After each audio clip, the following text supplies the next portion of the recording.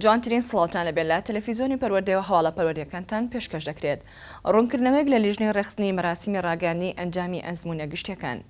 بەداخەوە کۆمەڵێک کەس لە تۆڕە کۆمەڵایەتیەکان و بۆ مەبەستێکی دیاریکرا و کەوتونەتە پرۆپاگەندەی ناڕاست و نەشیا و لەسەر دیمەنێکی مەراسیمەکە کە گوایە قوتابێکی باڵاپۆش خراوەتە دواوە بۆ بە چاوەڕوانی هەمووان ڕای دەگەێنین کە بردنەوەی قوتابیەکە هیچ پەیوەندێکی بە پاڵاپۆشیەکەوە نەبووە، بەڵکو لە ڕێخستنی یەکەم و دووەم و سێمەکانی ئاستی هەرێم و لە چوارچێوەی ڕێزبەندی داوا لە سێمەکان کراوە بچنە پشتەوە و دووەمەکان لە ڕیزی دووەم و یەکەمەکانیش لە پێشەوە بوەستن.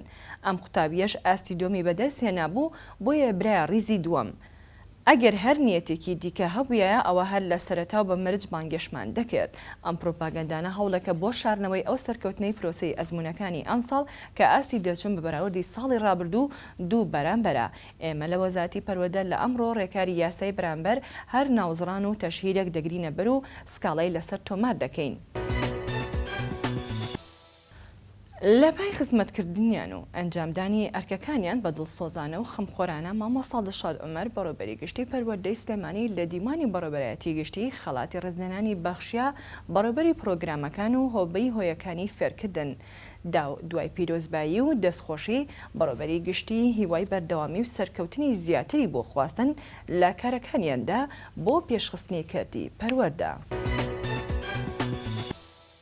لە دیوانی بەڕێوەبەرایەتی گشتی پەروەردەی سلێمانی خولی ڕاهێنان بە ستافی پەروەردەکان لەسەر بە ئەلکترۆنیکردنی قوتابخانە و خوێندنگەکان دەستی پێکردووە و بڕیارە 1100 قوتابخانە و خوێندنگە و باخچەی منداڵانی سنووری پارێزگای سلێمانی بە سیستەمی پەروەردە بەیەکەوە ببەسرێتەوە. خۆلەکەش بەڕێوەبەرێتی پیلاندانانی پەروەردەی سەرپەرشتی دەکات و لەلایەن ڕاهێنەرانی وەزارەتی پەروەردە بەڕێوە دەچێت و ماوەی 5 ڕۆژ بەردەوام دەبێت.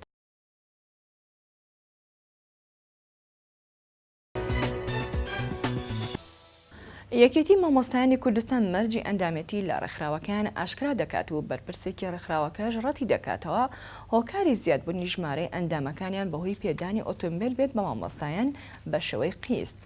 دەژن لە سەرەتای ئەم ساڵەوە 10,000 ئەندامان زیادی کردو و هەر مامۆستایەکیش 12,000 دیناری لێ وەرگیراوە.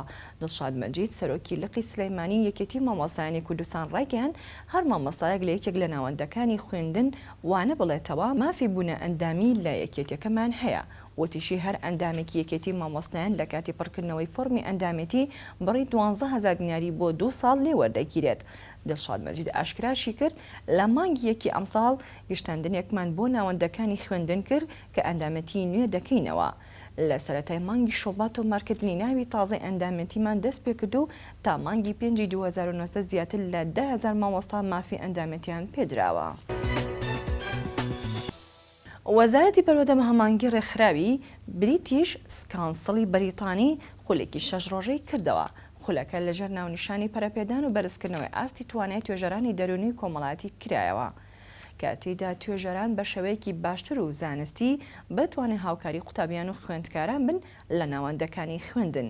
بەوەتی ڕێهێنانی خولەکە کردنەوەی ئەم جۆرە خولانە زۆر گرنگ و پێویستن بۆ توێژەران هەتا بتوانن زیاتر بە شێوەیەکی زانستی و پراکتیکی توانای ئاستی خۆیان بەرز بکەنەوە.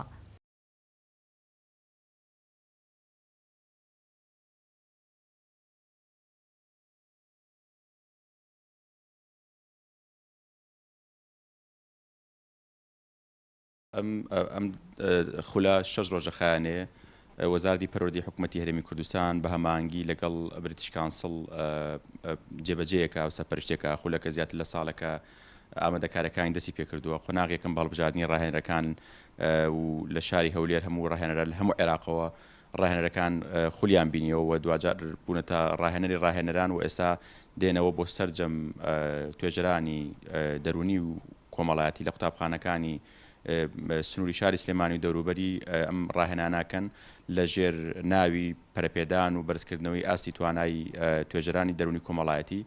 ئەلبەتە دەورەکە زیاتر بۆ یەکە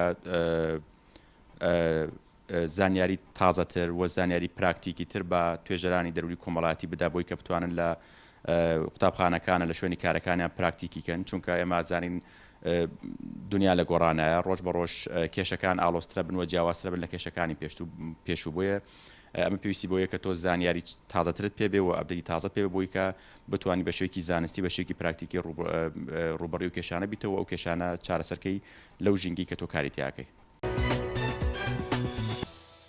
ڕێکخراوی خاوێن بۆ تەندروستی و ژینگە خولێکی بە هاوکاری ڕێکخراوی نەتەوەگرتوەکان و خولێکی تایبەت بە مافەکانی مرۆڤی کردەوە. ئەم خولە لە سەرجەم پارێزگاکانی عێراق کرایەوە. تێیدا کار و چالاکیەکانان تایبەت بە مافەکانی مرۆڤ بەگشتی و مافەکانی مناڵان و ژنان و مەسهەبەکان بە تایبەتی چالاکیەکانی ئەم خولە لە ڕێگە کورتەفلیمۆ نمایش دەکرێن. بڕیاریشە لە ڕۆژانی داهاتوودا چالاکیەکانی مافەکانی مرۆڤ ببرێتە سنووری گەرمیان.